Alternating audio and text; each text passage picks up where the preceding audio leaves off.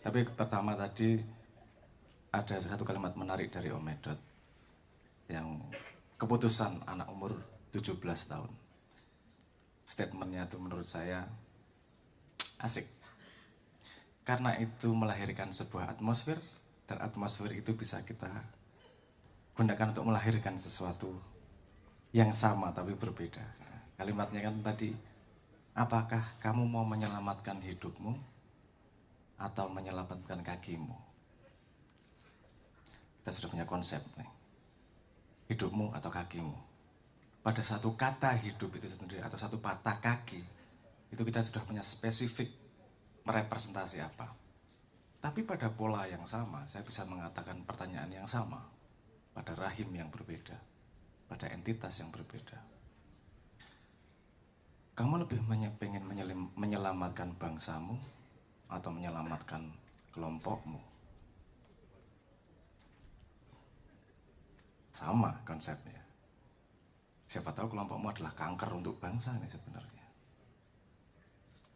Tapi apa berani bangsanya memotong kakinya sendiri, kelompoknya sendiri, itu sendiri. Nah, Anda paham yang saya maksudkan ya? Jangan meremehkan apa yang kalau Anda paham itu. Itu sebuah proses yang kompleks ketika Om Edot ngomong, kamu memilih hidupmu atau kakimu, dan saya ngomong, kamu memilih menyelamatkan bangsamu atau kelompokmu. Anda kemudian paham apa yang saya maksudkan. Itu sebuah proses yang perlu didalami luar biasa. Kenapa? Karena itu kosakatanya sama sekali berbeda. Tapi somehow kita bisa membuat pola karena terbangun atmosfer tertentu. Oh, ada atmosfer sehingga kita paham maksud arahnya ke situ. Nah, ini yang ingin saya garis bawahi sebelum saya merespon tentang atmosfer rahim.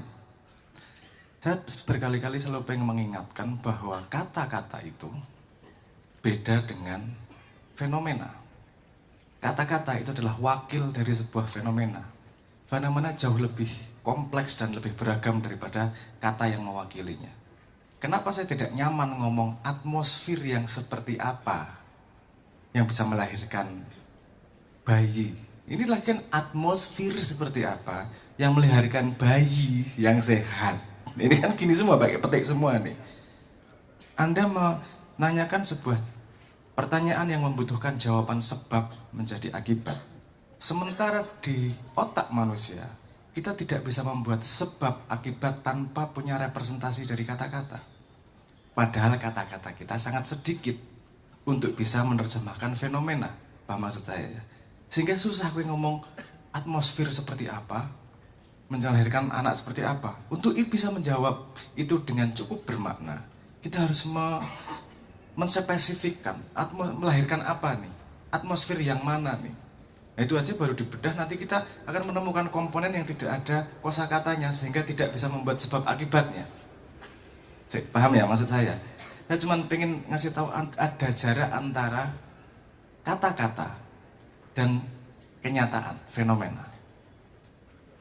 Di sini saya juga bisa menyambungkan konsep itu, kebenaran pribadi, kebenaran umum, sama kebenaran yang sebenar-benarnya. Ini terlihat sesederhana ini dari kata-kata. Kalau kamu memahami kalimat yang dikatakan orang berdasarkan kosakata umum, artinya kebenaran bersama. Tapi kalau kamu memahami itu dari kosakata yang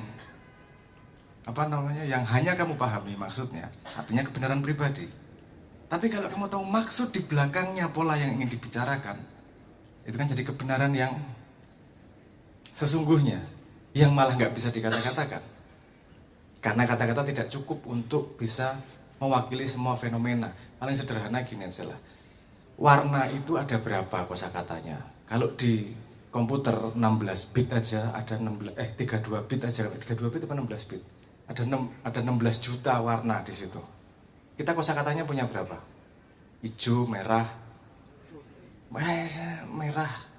gelap sedikit. Itu udah nggak menjelaskan apa-apa itu. Tapi saya ingin mengatakan bahwa kita harus menyadari bahwa kata-kata itu hanya representasi kasar dari makna sebenarnya. Contohnya, salah satunya contoh yang dulu saya iseng ketika Kowe kan prewedding ngono apa jenenge foto-foto ngono iki. Aku mbiyen yo dituntut ngono kuwi. Aku kan taek prewedding. Oke. Terus aku apa namanya? Hidup itu menikmati. Tak gawe kata-kata kuwi. Fotonya adalah saya apa namanya duduk di samping nisan, nisannya bertulisan namanya menik. Hidup adalah menikmati. Hidup adalah meresapi. Saya beli beli boneka sapi, saya peres pakai airnya gitu. Hidup adalah meresapi. Kota-kotanya indah, tapi nek ndelok gambare asu iki maksudnya apa to kan gitu saja. Jadi berubah maknanya. Ada pertanyaan yang misalnya gini, kenapa Dina makan nasi? Karena Dina lapar, sesederhana itu. Kata-katanya sama, hurufnya sama, pemaknanya bisa sama sekali berbeda, tinggal otakmu mecahnya di mana kan gitu. Artinya meaning, makna itu bisa sesuatu yang tidak